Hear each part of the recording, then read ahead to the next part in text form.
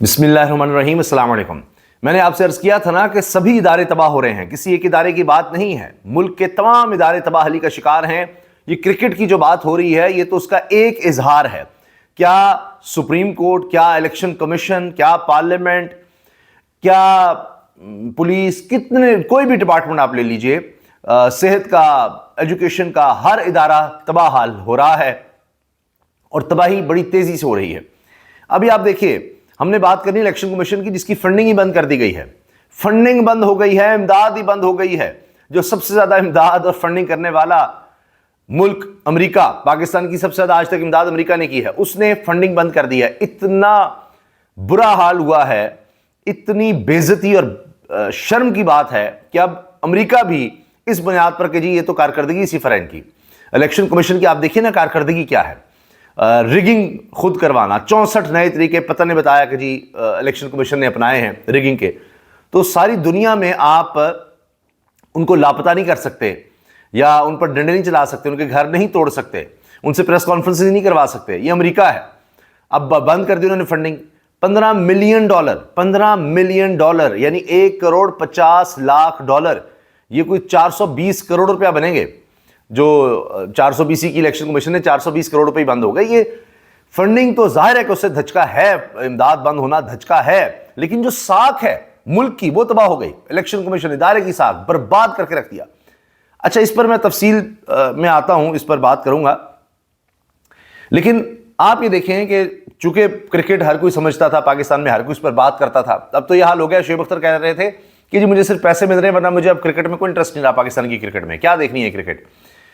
پہلا ملک ہے پاکستان، پہلا ملک پاکستان ہے کرکٹ کی دنیا کا جس نے یہ اعزاز حاصل کر لیا ہے کہ ایونٹ سے پہلا ہی باہر ہو گیا۔ آئی سی سی ایونٹ کا ہوسٹ ملک، کوئی ملک آج تک ایسے نہیں ہوا کہ پہلا ملک باہر ہو اور وہ ہوسٹ ملک ہو، وہ میزبان ملک ہو کسی آئی سی سی ایونٹ کا۔ یہ پاکستان نے اعزاز حاصل کیا ہے کہ 5 دن کے اندر ٹورنامنٹ شروع ہوا، آئی سی سی چیمپئنز ٹرافی۔ 29 سال کے بعد میگا ایونٹ پاکستان میں آیا، ورلڈ کپ کے لیول کا آئی سی سی کا ایونٹ، جس میں اتنی ٹیمیں شرکت کر رہی ہیں۔ اور پاکستان نے کہا کہ اچھا کیا بدترین کام ہم کر سکتے ہیں، اور پاکستان کے اداروں نے بھی مناسب سمجھا کہ یہ ریکارڈ کہ آج تک نہیں ہوا کہ جو میزبان ٹیم ہو وہی پہلے راؤنڈ میں سب سے پہلے جو ایلیمینیٹ ہو ٹیم وہ یہی ہو۔ اب انٹرسٹ کیا رہ جائے گا؟ اس طرح تو میچز دیکھنے کوئی نہیں جائے گا۔ تو وہ ہو گیا جناب کام، 5 دن کے اندر آپ باہر ہو گئے۔ اب انٹرنیشنلی بھی آپ دیکھیے باہر ہو گئے امداد اور فنڈنگ سے، اور اس سے دھچکا ہے یہ الیکشن کمیشن۔ ان کو بھی پیسے چاہیے تھے، امداد بھی چاہیے تھی، کس لیے کہ آپ فری اینڈ فیئر الیکشنز ملک پہ کروا سکیں، آپ بہتری لا سکیں۔ انہوں نے رپورٹ دیکھ لی، یہ تو متنازع ترین الیکشنز کروائے انہوں نے، دھاندلی زدہ الیکشن۔ فارم 45 والے رو رہے ہیں، ہر کوئی آ کر گواہیاں دے رہا ہے۔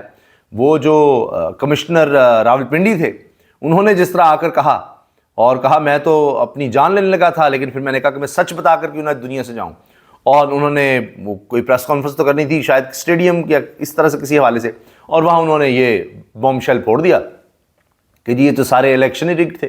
اور اس میں اس نے نام لے دیا کہ چیف الیکشن کمشنر اور اس وقت چیف جسٹس قاضی فائز عیسیٰ نے سارا کچھ کیا ہے۔ پھر قاضی فائز عیسیٰ نے جس طرح بلے کا نشان چھینا، اس پر برطانیہ تک ان کی طرف سے بات آئی کہ جی یہ کس طرح کر دیا گیا۔ سپریم کورٹ کی ججمنٹ آ چکی ہے، فل کورٹ کی ججمنٹ آ گئی، جس میں بیچ میں یہ بات بھی آئی کہ جی الیکشن کمیشن نے کس طرح سے بلے کا نشان چھین لیا، یہ تو غلط تھا۔ قاضی فائز صاحب اپنے فیصلے کا دفاع کرتے رہے، میں نے یہ تو نہیں کہا تھا، ہم نے تو بس ان کے پارٹی کا کہا تھا کہ جی یہ نہیں ہے، اور ان کا نشان تو نہیں چھینا تھا، فلاں سب ایسے ہی، سب ملی بھگت۔ اب آپ الیکشن کمیشن کو دیکھ لیجئے، سپریم کورٹ، فل کورٹ، چلیں جیسا بھی اب اس کو تباہ برباد کر دیا ادارے کو 26ویں آئینی ترمیم کے بعد، لیکن سپریم کورٹ کے احکامات ہیں فل کورٹ کے کہ مخصوص نشستیں تحریک انصاف کو دی جائیں، دی گئی ہیں؟ نہیں۔ آپ دیکھیے جو سینیٹرز بننے ہیں خیبر پختونخوا سے، وہ نہیں بن پا رہے، وہ نہیں ہونے دیا جا رہا۔ یہ الیکشن کمیشن کی کارکردگی۔ اور پھر 26ویں آئینی ترمیم کر کے کیا کیا گیا؟ سکندر سلطان راجہ چیف الیکشن کمشنر، یہ تا حیات اب الیکشن کمیشنر رہ سکتے ہیں، تا حیات، کیونکہ جب تک یہ زندہ ہیں یہ رہ سکتے ہیں، اس لیے کہ ہم جب تک کسی اور کو نہیں لگا دیں گے تب تک یہی کنٹینیو کریں گے۔ ہے نا کمال؟ کیسے کیسے اس سسٹم نے، اس بدبودار، غلیظ، گندے، ظالم اور جس میں عورتوں کی عزت اور بچوں کی عزت، گھر چادر اور چار دیواری کا تقدس نہیں رہا جس سسٹم میں، اس سسٹم کو چلانے والے، اس سسٹم کو ضرورت کن لوگوں کی ہے؟ ان کو ضرورت چیف الیکشن کمشنر سکندر سلطان راجہ سے لوگوں کی ہے، کہ جو رات کو اٹھ کر چلے جاتے ہیں الیکشنز میں، نظر آ رہا تھا تحریک انصاف جیت رہی تھی، رات کو اٹھ کر گئے اور اس کے بعد رزلٹ آپ دیکھیے کہاں سے کہاں ہو گئے۔ تو کوئی ایک گواہی ہے؟ اقوام متحدہ کا دیکھ لیجیے آپ، میں نے پتن کا آپ کو بتا دیا، جتنی انڈیپینڈنٹ آبزرورز ہیں ان سے آپ پوچھ لیجیے، یہاں تو جو ہارے ہیں تحریک انصاف سے، جن میں جماعت اسلامی ہے، مصطفی نواز کھوکھر ہیں، وہ کہہ رہے ہیں کہ جی ہمارے پاس فارم 45 ہیں، سب کے پاس ہیں، اس میں تحریک انصاف جیتی ہوئی ہے۔ اور کسی کا یقین نہیں کرنا تو پیپلز پارٹی کے لگائے گئے گورنر ہی دیکھ لیں، جو وفاقی حکومت یعنی یہی نون لیگ کی حکومت نے لگائے ہیں گورنر پنجاب پیپلز پارٹی کے ہیں، وہ کیا کہہ رہے ہیں؟ وہ بھی کہہ رہے ہیں کہ جناب بلاول صاحب بھی ہارے ہیں، عطا تارڑ بھی ہارا ہے، برے طریقے سے ہارا ہے، یہ سارے فارم 47 کی پیداوار ہیں، وہ کہہ رہا ہے۔ اور جو باتیں اس نے کمشنر چٹھا نے کی تھیں اس سے تو کہیں زیادہ گورنر پنجاب نے کر دی ہیں۔ اب کیا کریں گے آپ؟ تو یہ آپ دیکھیں کہ یہ لوگ اگر سمجھتے ہیں کہ جی اقتدار میں رہنا یا کرسی پر بیٹھے رہنا اور پروٹوکول انجوائے کرنا، تنخواہیں لاکھوں روپے کی لے لینا، یہی زندگی ہے، تو آپ دیکھیں پھر تو قاضی فائز عیسیٰ کو کس طرح یاد کیا جا رہا ہے، جسٹس منیر کو کس طرح یاد کیا جاتا ہے، ڈکٹیٹرز کو کس طرح یاد کیا جاتا ہے، آج ان کے بارے میں کیا ہے۔ تو اگر کسی میں شرم، حیا، کوئی غیرت، کوئی ضمیر نام کی چیز ہو تو پھر آپ دیکھیں کہ یہ تو عبرت کا نشان بن گیا بندہ، کہ یہ وہ چیف الیکشن کمشنر ہے جس کے ہوتے ہوئے امریکہ تک نے آپ کی امداد اور فنڈنگ بند کر دی۔ سوچیں ذرا کہ اتنی بری آپ کی کارکردگی تھی، اتنا آپ نے یہاں پر جھلو پھروایا ہے کہ پوری دنیا کو پتہ لگ رہا ہے کہ آپ نے کس طرح الیکشن کروائے ہیں، تو وہ کہتے ہیں جی ہم کیوں اپنے ٹیکس پیئر کا پیسہ ضائع کریں جب آپ نے یہاں پر فری اینڈ فیئر الیکشنز ہی نہیں کروانے۔ تو یہ ہمیشہ یاد رکھا جائے گا، یہ کوئی بھول نہیں سکتا۔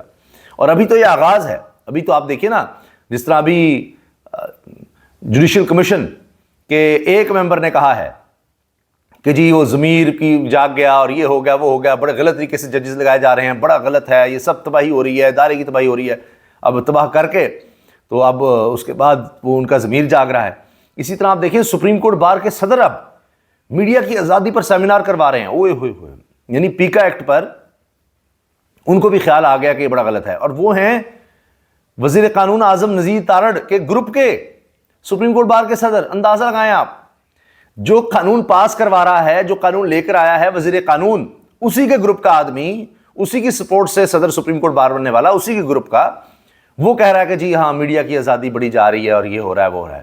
تو اندازہ لگائیے نا، ہوا اصل میں یہ ہے کہ یہ جو ریورس گیئر لگ رہا ہے رجیم چینج کو، یہ سب کو نظر آ رہا ہے۔